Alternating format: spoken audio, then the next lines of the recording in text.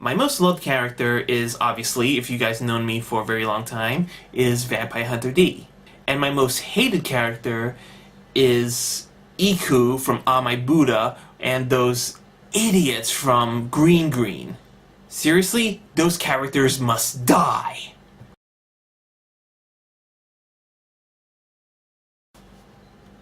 Okay. Okay, you know what? Hugging is just weird to me. You know, for me, I'm too manly for hugs. Probably the youngest memory of anime for me, and you know, I'm not counting Vampire Hunter D on this. I think I was around 6, was probably Voltron, Defender of the Universe. And if you don't know what Voltron is, it's like, it's a mecha show where, 5 lions transform into one gigantic robot fighting these monsters called Robeast. It's actually a really cool show.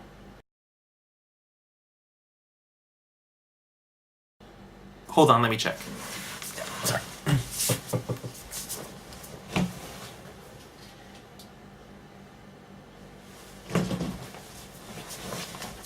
Okay. Alright. Outside it's like, you know, sunny, blue sky, lots of white clouds. Pretty good day.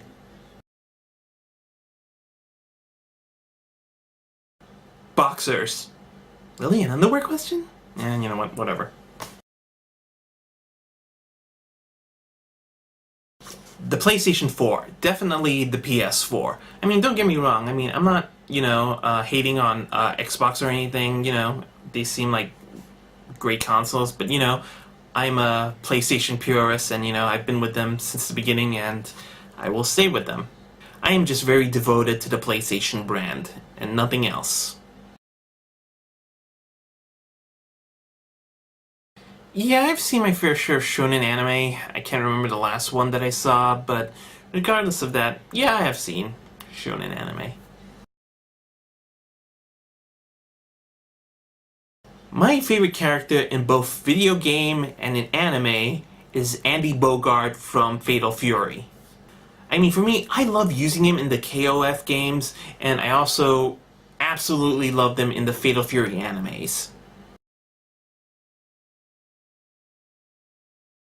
Now, I've only seen the trailer for the Attack of Titan, and from the look of it, it looks like a really pretty good show. I mean, I always love those stories where, you know, the little people take on giants. Those are always a lot of fun. But I have to admit, I did get a little bit of negativity when I heard who is directing this anime. I found out that it was directed by Tetsuro Araki, the director of Death Note and High School of the Dead.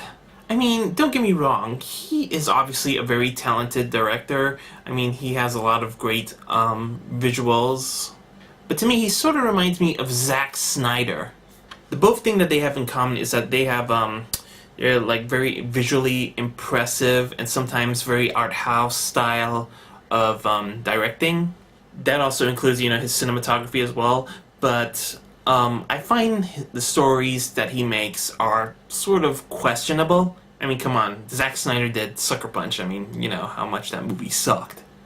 Probably the only film that I actually enjoyed from Zack Snyder is The Man of Steel. That's a great movie. Oh, and if you're gonna ask what do I think about Death Note and High School of the Dead, Death Note I've only seen like a few episodes and I think they were really great. As for High School of the Dead, it's boobies versus zombies. I mean, what am I supposed to say to that? I mean, no offense, but I prefer Paul W.S. Anderson Resident Evil movies over High School of the Dead. If there was a Western movie franchise that I would like to see turn into an anime, it would have to be the Evil Dead series. I mean, come on, who wouldn't want to see Bruce Campbell turned into an anime character? I mean, that would be perfect. Plus, I think his character Ash would make a great anime character. As for an anime turned into a Hollywood movie, I thought Claymore would be a great choice to make it into a big budget Hollywood film. But then again, with all the animes that have been turned into Hollywood flicks these days, you know, like Dragon Ball Evolution, they probably will turn into shit. My favorite Star Wars character is Starkiller from the Star Wars The Force Unleashed games, 1 and 2. The problem that I have with Star Wars characters, especially ones that know how to use the Force and lightsabers, is that nobody, not even in the movies, knows how to use their powers and their skills to their full extent. And I think Starkiller is the only one who can do that. Not to mention, what makes him interesting is that he is torn for his loyalty to his master and to his own heart. For me, Starkiller is a great character, and the fact that he can bring a gigantic ship from the sky and slam it to the ground is just awesome. My favorite fighting animes, and I'm kind of cheating on this, is the Fatal Fury animes and Street Fighter II, the animated movie. For me, both these animes are based on the video games, and the thing is, they do a way better job than all those live-action movies combined. To be honest, and I'm quoting another anime reviewer, Bennett the Sage, for me, Shinji is a character that is not meant to be liked. I mean, yeah, he's annoying and he's sort of an emotional punching bag. But as bad as that sounds, he's actually one of a kind compared to so many other characters that I've seen in mecha animes. I mean, how many characters do you know are this emotionally depressing? And you have to admit that actually gives the character more originality. So basically, he's annoyingly unique, and I have to give that positive note to Hideaki Anno for doing so, even in all his madness. The best movie that I've seen this year is The Man of Steel. I mean, finally, a Superman, a live-action Superman that is, kicking some ass. I mean, I never got any of that with the previous Superman flicks. And plus, Lois Lane over here is not some dumbass reporter. She actually does stuff in this movie. For me, this is the Superman movie that I've always wanted. As for the worst movie that I've seen this year, it would have to be A Good Day to Die Hard. I mean, for those of you who said, like, oh, Die Hard 4 sucks because it's all PG and there's not a lot of blood, blah, blah, blah. I mean, at least in Die Hard 4, they actually try to make an enjoyable action-packed film. And it tries to be as realistic as possible and, you know, try to stay true to the John McClane character. Die Hard 5 was an R-rated flick that turns out to be a piece of shit, no thanks to the director of, you know, of Max Payne, and yeah, that totally sucked. And to me, for those of you who hated Die Hard 4, you guys owe that movie an apology. Die Hard 5 made John McClane too superheroic, and his son was boring and uninteresting. The villains are also unmemorable, and the action scenes aren't that enjoyable. And then, of course, when John McClane says, "Yippee-ki-yay, mother," well, you know, it didn't, you know, leave an impact on me. I mean, usually with all the other movies it does, but here, it absolutely doesn't.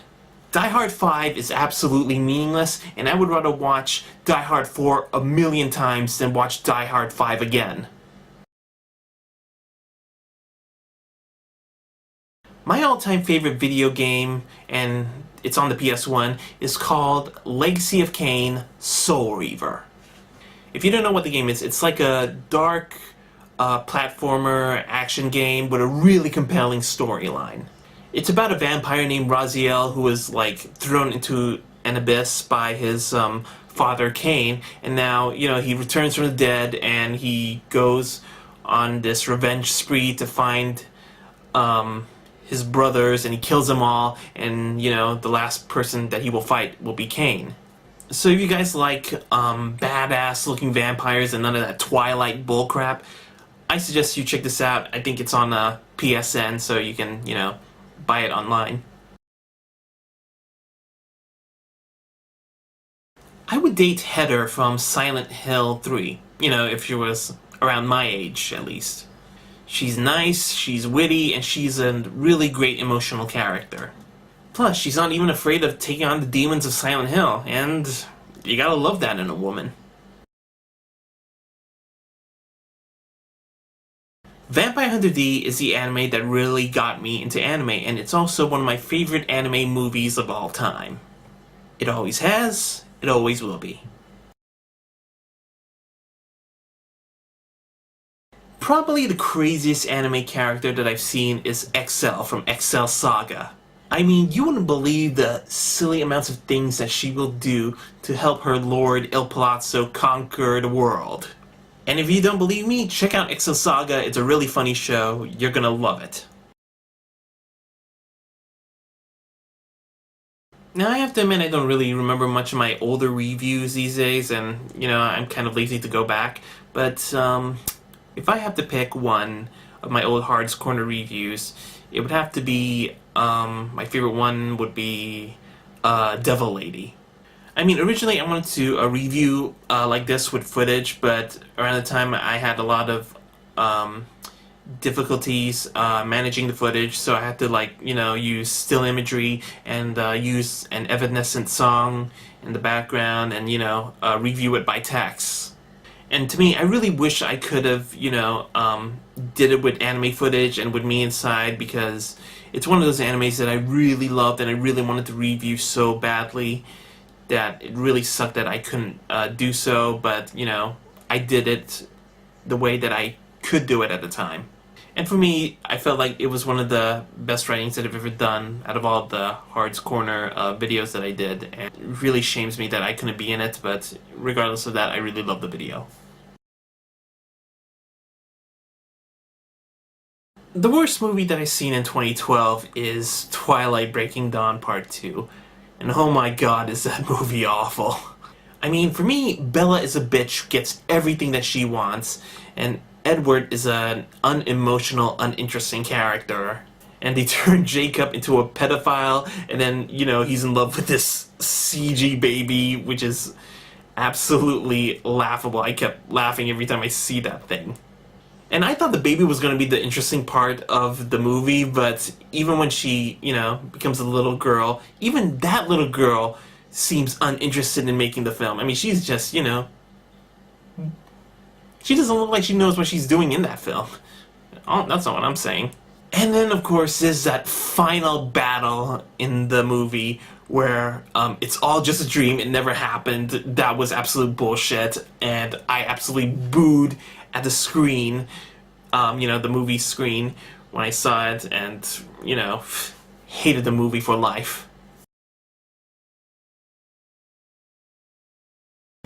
My favorite horror icon is Jason Voorhees. The reason is because, Jason is, he knows how to use, almost every single weapon, and of course, his favorite is the machete, and believe me, I really enjoy it when he uses that particular weapon.